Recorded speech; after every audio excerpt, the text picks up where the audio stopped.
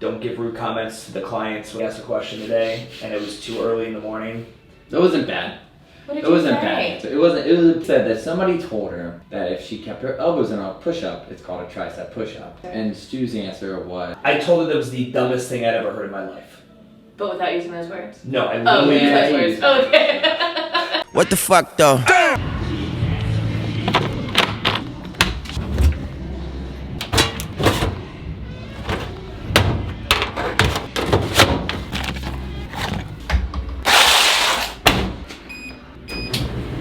putting a laundry room in here so we could do all the towel cleaning and washing and all that in-house was one of the best fucking things I ever did.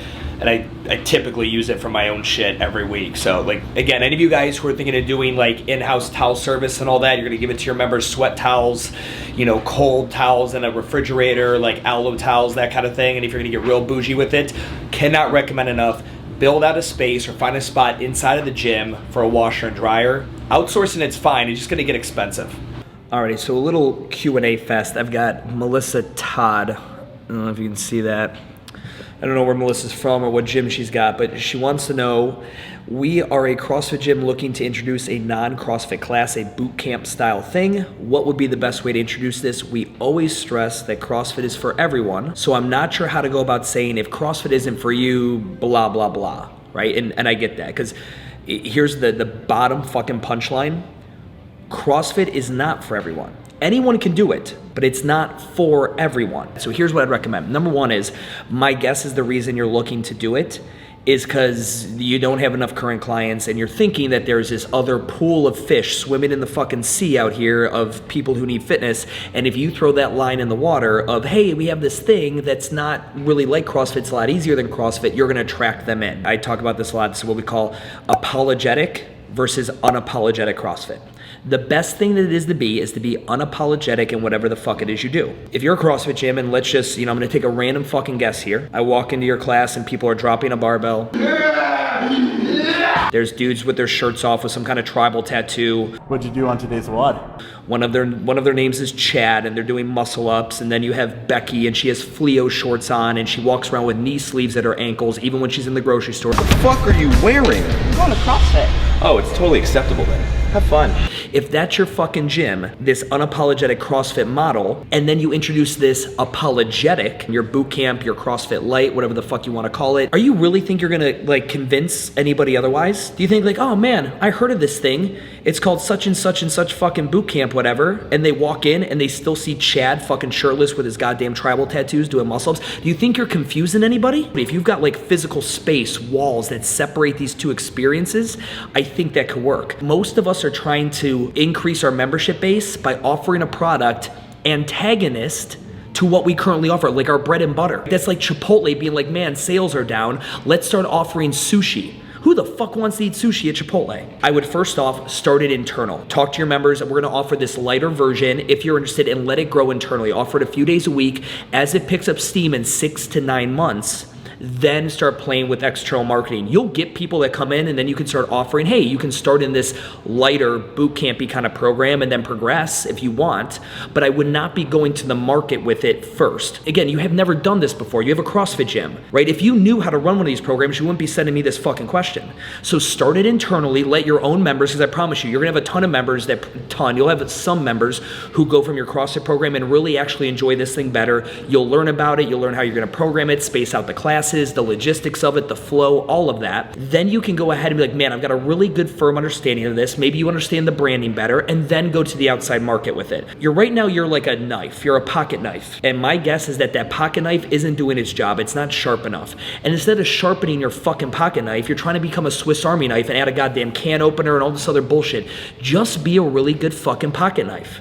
And now I'm gonna have a meeting with my team to discuss some of the branding stuff that me and Joe just talked about the day before, get their help on a few things, hit some topics and some other housekeeping stuff. So that's what this is. So we've done like $8 grand in Facebook ads over the past like 15 months.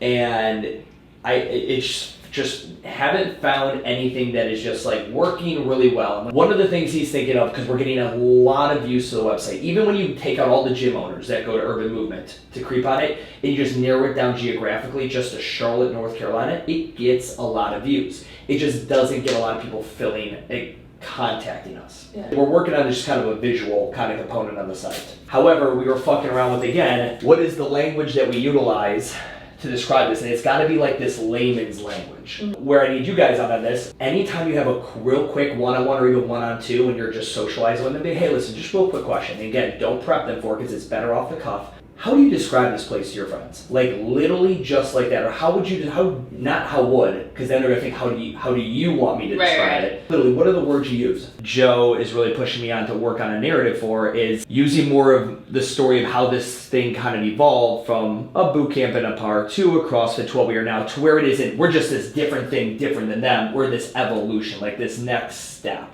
right? Whereas again, CrossFit's over here, right, and your apartment complex is over here, or doing nothing is over here. Yeah. How to let them know that and not an evolution like it's harder, an evolution like it's more sophisticated. And then always assume they try to get friends to come, and then you could use the leading stage. So when you try to bring people here, what's been the biggest hesitation? Why haven't any of your friends wanted to come with you? Do we want to move forward with that whole referral thing? Whole referral. Oh, the 3 for 3. Yeah. Yeah. Yes. A gazillion% yes. Questions on that? And so does everyone understand the math on that? So just real quick, so from a business perspective, referral number 1, referral number 2, referral number 3, the member that brought in all 3, this guy's money cancels out her 3 months. And then the other 2 is profit. Yeah. Cool. Stay on everybody for like getting the door, like be quick on that stuff for Freddie's Coffee clients, everybody. Just everybody quick to the door.